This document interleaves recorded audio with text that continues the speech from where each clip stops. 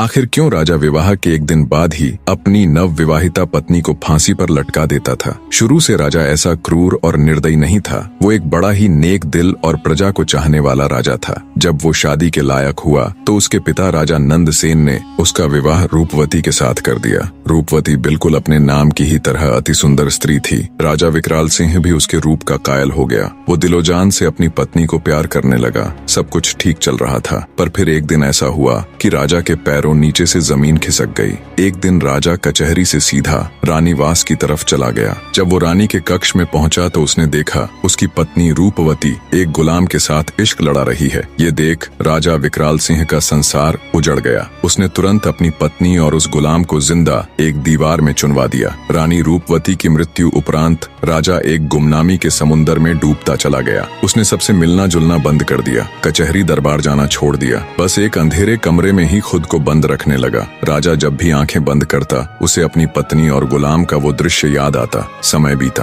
पर वो दृश्य राजा भूल नहीं पा रहा था। बस वहीं से राजा के अंदर एक राक्षस ने जन्म ले लिया और वो प्रतिशोध की अग्नि में जलने लगा। राजा ने मंजे हुए चित्रकारों को बुलाकर रानी संग गुलाम का वो दृश्य ज्यों का त्यों बनवा लिया और उस तस्वीर को अपने शयन कक्ष में टंगवा दिया। अपनी पत्नी की बेवफाई से राजा इस कदर आहत हुआ कि उसे अब पूरी औरत जात ही बेवफा लगने लगी। उसके दिल में औरतों के प्रति ये नफरत की आग कभी कम न हो, इसलिए उसने उस पल की वो तस्वीर बनवाकर अपने कमरे में लगवा ली। क्रोधाग्नि में अंधे राजा ने फैसला किया कि वो हर दिन एक नई स्त्री से विवाह करेगा और अगले दिन उसको मौत के घाट उतरवा देगा। शुरू में राजा के इस दर्दनाक फैसले को लेकर मंत्रियों ने उसे बहुत समझाया, पर राजा ने किसी की नहीं सुनी। तब से लेकर अब तक राजा निर्दयता और क्रूरता से भरा जीवन जी रहा था। इधर जादूगर की लड़की सुदक्षिणा भी राजा के महल पहुंच गई। उसने महल के पहरेदारों से कहा कि उसे राजा से मिलना है, वो उनकी पत्नी बनना चाहती है। ये सुन पहरेदारों ने उसे अजीब निगाह से घूरा और चुपचाप उसका संदेश राजा तक पहुंचा दिया।